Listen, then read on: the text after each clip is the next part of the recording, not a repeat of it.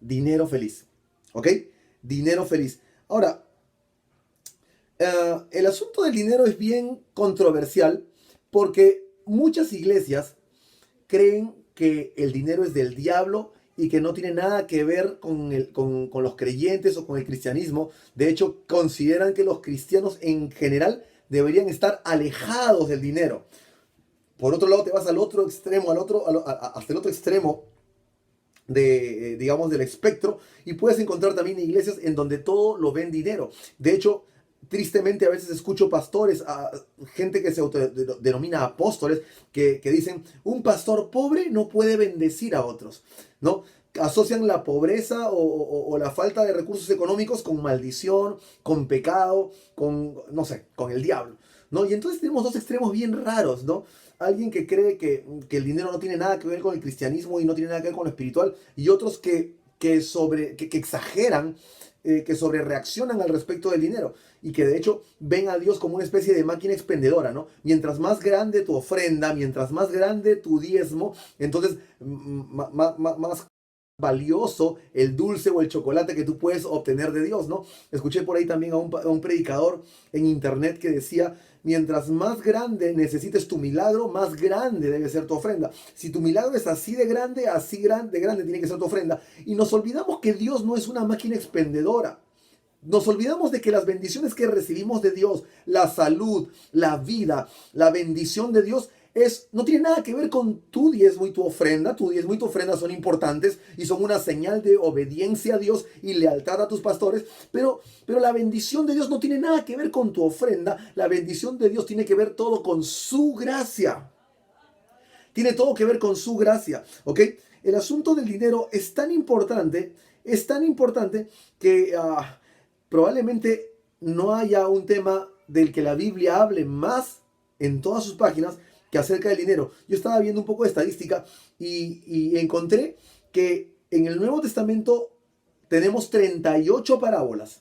38 parábolas. Y de las 38 parábolas, 16, o sea, casi la mitad, hablan de dinero.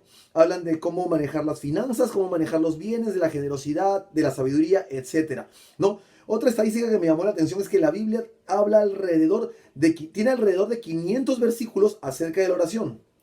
También tiene más o menos 500 versículos acerca de la fe, pero tiene casi 2500, o sea, 5 veces más versículos relacionados con el tema del dinero y las posesiones. Y entonces uno se pregunta, ¿tiene algo que ver el dinero con la fe? ¿Tiene algo que ver el dinero con la felicidad? Y la respuesta es sí. Pero el asunto es que la relación entre el dinero y de la felicidad, entre el dinero y la felicidad, no es como tú lo imaginas. Y eso es de lo que se trata la enseñanza del día de hoy. Ahora, si bien recuerdas, las sesiones anteriores hemos estado hablando acerca de qué cosa nos hace felices y cómo alcanzamos la felicidad. Y creo que nos ha quedado claro que la felicidad nunca es un qué, sino más bien es un quién. Y la felicidad no tiene nada que ver con un algo, sino más bien con un alguien. De hecho, la pregunta estaría mal planteada, ¿no? ¿Qué te hace feliz? La verdad es que nada. Lo cierto es que la pregunta debería ser, ¿quién te hace feliz? ¿Con quién disfrutas tu tiempo? ¿Con quién compartes la vida? El día de ayer estuvimos en una reunión ahí por el cumpleaños de mi hija y compartimos con las personas más cercanas. Lo dije la semana pasada en la iglesia, lamento mucho que no pudieron estar todos los que deberían o los que quisiéramos que estuvieran, pero bueno, las circunstancias se plantearon de esa forma. Sin embargo, los que estuvieron y de hecho los que no pudieron estar, pero están en nuestro corazón, son las personas que nos hacen felices, porque la felicidad no es un qué, sino que es un quién. Y la felicidad no tiene que ver con algo, sino más bien con alguien, ¿ok? Y también vimos cómo se alcanza la felicidad. La felicidad no es algo que llega de repente, la felicidad no es algo que llega de forma casual, la felicidad es un sistema de siembra y cosecha. Hay cosas que tú puedes sembrar hoy para cosechar felicidad mañana, ¿no? Y eso lo veíamos en la sesión anterior en la iglesia presencial, ¿no es cierto? Vimos que el sermón más importante y más conocido de Jesús, que es el Sermón del Monte, habla justamente acerca de ser feliz, acerca de cómo ser felices, ¿no? sobre todo en la parte donde se habla de las bienaventuranzas, ¿no? Y yo te estaba explicando que en el contexto hebreo, ser bienaventurado significa ser verdaderamente feliz. ¿Ok?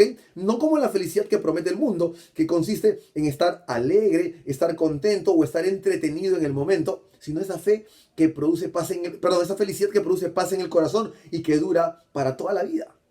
Entonces de eso habla el Sermón del Monte y aprendimos que uno puede sembrar, hay actitudes que nos llevan a ser verdaderamente felices, ¿no? Decíamos que para ser verdaderamente felices debemos primeramente reconocer que no estamos en control de las cosas, que quien está en control de las cosas es Dios. Dice bienaventurado o verdaderamente feliz el pobre en espíritu, ¿no es cierto? Y entonces nos quitamos esa mochila tan pesada de la espalda que no podemos cargar. Podemos influenciar en nuestros resultados, podemos influenciar en nuestras circunstancias, pero no podemos controlarlas. Entonces cuando reconoces que Dios es quien está en control, entonces te quitas una carga de encima y entonces empiezas a ser feliz, ¿no es cierto? Decíamos que para ser verdaderamente feliz, ¿quiénes son verdaderamente felices? Los que lloran. Y explicábamos que los que lloran son aquellos que están verdaderamente conectados. Nuestra sociedad hoy día quiere desconectarse. Hay tanto trabajo, tanto estrés, tan poco tiempo para compartir con los seres amados, que entonces nos desconectamos y vivimos vidas individualizadas. Vivimos cristianismos desapegados de la familia espiritual. Por eso que es tan importante la iglesia. Y aunque yo le doy gracias a Dios por los medios virtuales, también es importante la presencialidad. ¿Ok?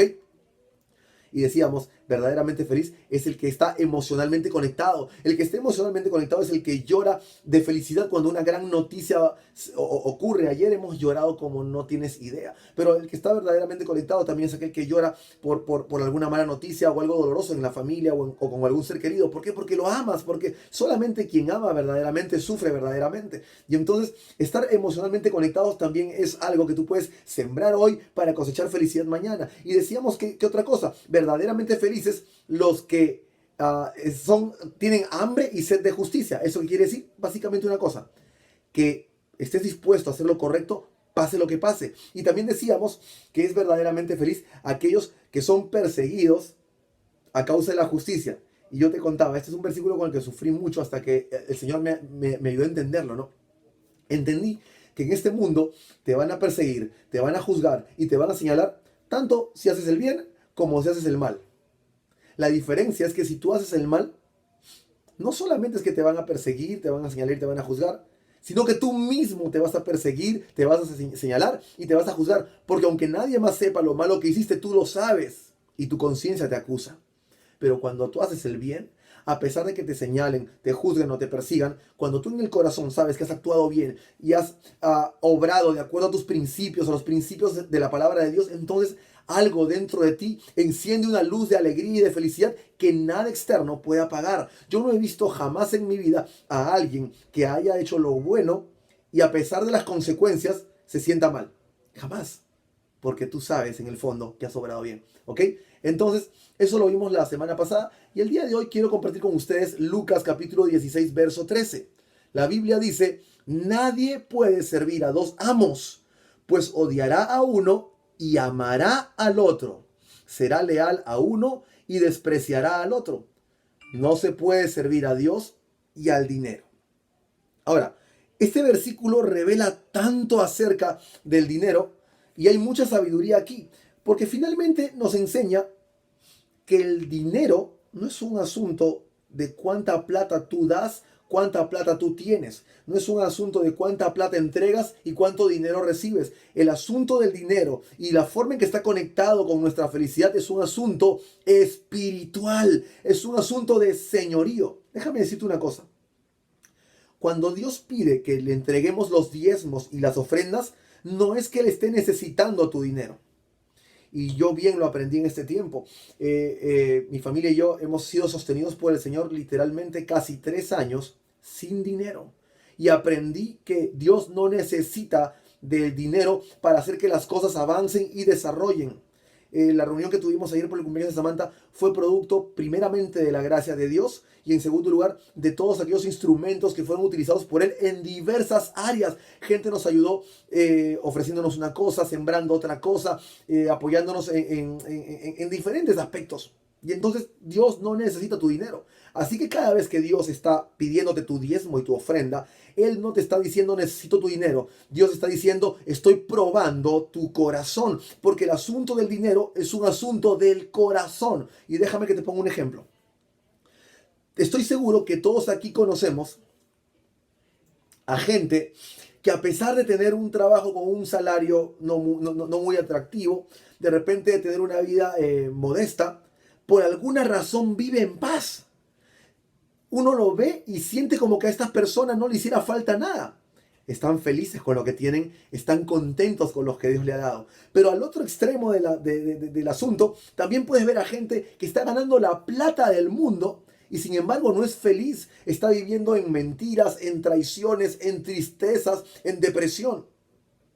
Hace poco nada más vimos este asunto tan doloroso acerca de una pareja muy famosa, de un futbolista bien famoso que estaba casado con una cantante colombiana, también muy famosa, ganadora de Grammys, y toda la fama y todo el dinero del mundo no pudieron hacer nada para que ellos mantuvieran su felicidad y mantengan unida a su familia. ¿Sabes por qué? Porque el dinero no se trata necesariamente de dinero. De hecho, el dinero nunca se trata de dinero. El dinero se trata acerca de señorío. Y la felicidad y el dinero están conectados, pero no mediante una relación de tener más dinero, sino de manejar mejor el dinero. El dinero y la felicidad están conectados, pero el tipo de conexión que hay entre estos dos no es tener más dinero para ser más feliz, sino manejar mejor el dinero para ser más feliz. Esa es la conexión que hay.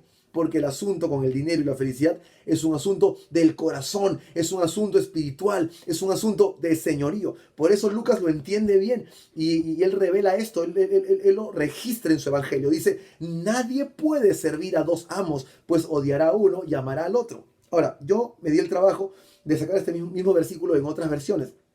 Y me gusta mucho lo que dice esta Biblia católica, que es la Biblia de Jerusalén del año 2000. Dice, ningún criado puede servir a dos señores porque aborrecerá a uno y amará al otro. Y aquí viene la parte que me encanta. O bien se dedicará a uno y despreciará al otro. No pueden servir a Dios y al dinero. Porque de eso se trata el señorío. De eso se trata. Se trata de a quién o a qué te estás dedicando, a qué le estás dedicando tu vida, a qué le dedicas tu tiempo, a qué le dedicas tu esfuerzo, a qué le dedicas tu energía. En qué te enfocas en el día a día? ¿Tu enfoque está en Dios? ¿Tu enfoque está en el Señor y en lo que su palabra dictamina para tu vida? ¿O tu enfoque más bien está en conseguir dinero, en acumular riquezas, en comprar ropa, en comprar tecnología, teléfono nuevo, computador nuevo, zapatillas nuevas? ¿En dónde está tu enfoque? ¿A qué te estás dedicando? ¿A qué te estás dedicando? Y de hecho, la Biblia, la nueva traducción viviente también es hermosa. Dice, nadie puede servir a dos amos, pues odiará a uno y amará al otro. Y será leal a uno y despreciará al otro. ¿No? ¿Y qué significa ser leal? Ser leal significa tener apego. Ser leal significa dedicarse a buscar algo. Es cuando ese algo al que le eres leal es tu filtro para todas las cosas. Es el centro gravitatorio alrededor del cual giran el resto de tus decisiones. Y lamentablemente aún en la iglesia hay muchas personas cuyas decisiones en la vida, cuyas actividades que van a desarrollar durante la semana, cuyas prioridades van girando en torno al dinero. Pero lo que la Biblia nos insta aquí es a que cada una de nuestras decisiones, nuestras prioridades y cada cosa que pensemos, hagamos o digamos gire en torno al centro que es el Señor Jesucristo. Porque nuevamente no se puede servir a dos amos. O sirves a Dios o sirves al dinero, pero ambos no se pueden. ¿Sabes por qué? Porque el asunto del dinero es un asunto espiritual y la conexión que hay entre el dinero y la felicidad no es hacer más dinero para ser más feliz, sino manejar diferente el dinero, manejar mejor el dinero para ser más feliz. Esa es la conexión que la Biblia nos describe. Y al respecto de eso, quiero ser muy breve con respecto a eso, porque ya dije, la Biblia contiene casi 2500 referencias al dinero, a las riquezas y a los bienes. Pero si pudiéramos resumir lo que la Biblia habla, estos casi 2500 versículos que la Biblia habla acerca del dinero y las riquezas y los bienes, básicamente la Biblia nos habla de dos cosas: de generosidad y de sabiduría. De generosidad y de sabiduría. En primer lugar, la Biblia habla al respecto de ser generosos y en principio de ser generosos para con Dios. Nos habla acerca de reconocer que todo lo que tenemos es de Dios y no de nosotros, no nos pertenece. La Biblia ah, enseña que cuando el Señor prosperó a Abraham y le dio la victoria al momento de que lo sacó de su pueblo y lo fue llevando hacia donde lo quería llevar, a Abraham le dio el diezmo de todo al Señor a través de darle la 10ª parte de todo lo que tenía al sacerdote Melquisedec. ¿Ok? Y eso es interesante porque mucha gente habla al respecto del diezmo y de las ofrendas y dice, bueno, pastor, el asunto del diezmo es un asunto de la ley. Y como ya no estamos en la época de la ley, sino de la gracia, ya no diezmamos y ya no ofrendamos. Sin embargo, la ley empezó con Moisés. Pero antes de la ley ya había gracia para con Abraham. Dice la Biblia en Hebreos que Abraham, por ejemplo, su fe le fue contada por justicia. No tenía nada que ver con la ley. Abraham es antes de la ley, ¿verdad? Y a pesar de que Abraham era antes de la ley, Abraham ya estaba diezmando al Señor. Jacob ya estaba diezmando al Señor.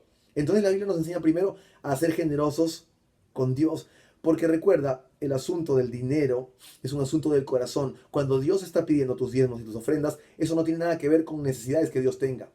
Más bien tiene que ver con la condición de tu corazón delante de Él. Luego nos enseña a ser generosos para con el prójimo. La Biblia tiene un montón de versículos al respecto de dar con liberalidad a aquellos que lo necesitan. De hecho, hay un versículo que establece que cuando nosotros tenemos para darle a alguien en necesidad y no lo hacemos, eso es pecado. Eso es pecado delante de Dios. Es hermoso cuando podemos ver que cuando Dios estaba edificando el pueblo de Israel como nación, le dio una serie de leyes para redistribuir la riqueza de tal forma que se asegurase que no hubieran esclavos ni pobres en esa nación. Ellos tenían unas leyes en donde cada 7 años el pueblo tenía que entregar ofrendas y cosechas y traer todo a un fondo común para aquellos que no tuvieran, pudieran coger y tener capacidad de supervivencia, ¿no? Después había todo un sistema de devolución, de cancelación de deudas también cada 7 años. Cuando alguien se endeudaba y no podía pagar dentro de los 7 primeros años, no había problema porque Dios había establecido en su palabra que esa deuda era cancelada. Y tenemos también los jubileos en donde inclusive en aquella época era normal que los pobladores de diferentes tribus nómades de la zona por la cuestión de la necesidad, se vendían a sí mismos como esclavos o algún miembro de la familia se vendía como esclavo. Pero entonces en el pueblo de Israel era distinto a las otras naciones porque ellos tenían un periodo para que ese asunto de esclavitud se anulara, porque Dios quería que su pueblo aprendiese a ser generoso con el prójimo. Luego esto avanza unos años hacia adelante y vemos que la primera iglesia tenía una mentalidad similar. Dice la Biblia que ellos vendían todo lo que tenían y tenían todas las cosas en común, de modo que no había pobres ni necesitados entre ellos. Entonces la Biblia es un asunto revolucionario a nivel económico porque nos habla acerca de la responsabilidad que tiene el que está económicamente bien, el que es financieramente poderoso para bendecir y proteger al que no tiene y al necesitado. Entonces la Biblia habla mucho de generosidad, pero también la Biblia nos habla acerca de sabiduría, la Biblia nos habla acerca de actuar con márgenes. Ya hablábamos la vez pasada de ganar así, pero siempre gastar mucho menos para lo que sobra, guardarlo y guardarlo y guardarlo, porque en algún momento Dios va a hacer algo poderoso con eso que estás almacenando, ya sea para ti o para bendecir a otros. La Biblia habla acerca de no pedir prestado. La Biblia nos enseña que el que pide prestado es esclavo del que le presta. La Biblia habla acerca de trabajar diligentemente, de que Dios nos ha dado el poder para hacer las riquezas y ese poder está en nuestras manos, pero no es un poder esotérico ni mágico, es un poder laboral, es un poder que premia y que recompensa tu diligencia para trabajar, el esfuerzo que tú pones en el trabajo que haces día a día. Y entonces, así como esos tenemos un montón de ejemplos. Yo podría pasarme acá el resto del año hablando acerca de esto, pero quiero resumir los 2350 o casi 2500 versículos que hablan acerca de dinero y riquezas en estos 2 puntos. La Biblia básicamente nos enseña a ser generosos y a actuar con sabiduría al respecto del dinero. ¿Ok?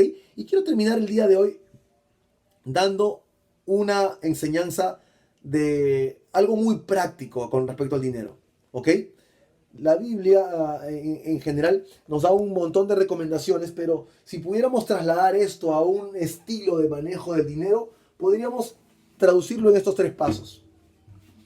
Dar primero, ahorrar después y vivir con el resto. Dar primero, ahorrar después y vivir con el resto. Dar primero, ahorrar después y vivir con el resto. En eso se resume lo que la Biblia nos insta a hacer. Cuando nosotros damos, estamos estableciendo un mensaje que llega directamente a nuestro corazón, pero también llega directamente al Dios mamón, al dinero, ¿no? Le estamos diciendo, Dios está en control de mi vida, no tu dinero. Dios está en control, Dios es primero en todas las cosas. Y eso es lo que hacemos cuando le damos primero a Dios, ¿ok? Cuando le damos primero a Dios, cuando damos primero a la gente necesitada, entonces estamos mandando ese mensaje. Y eso empieza a transformar nuestro corazón y empieza a transformar nuestra mente, de forma que nos volvemos más generosos y empezamos a alinearnos con lo que la Escritura dice al respecto del manejo del dinero. La segunda cosa que debemos hacer es ahorrar después. Ahorrar después. Con lo que tú, después que has dado a Dios y has dado al prójimo, no tienes el resto para gastar. Tienes que también tener un pedazo para ahorrar. Recuerda de vivir con márgenes. Pero finalmente vivir con el resto. Y cuando tú vives con el resto, vives feliz. Porque no le debes nada a nadie.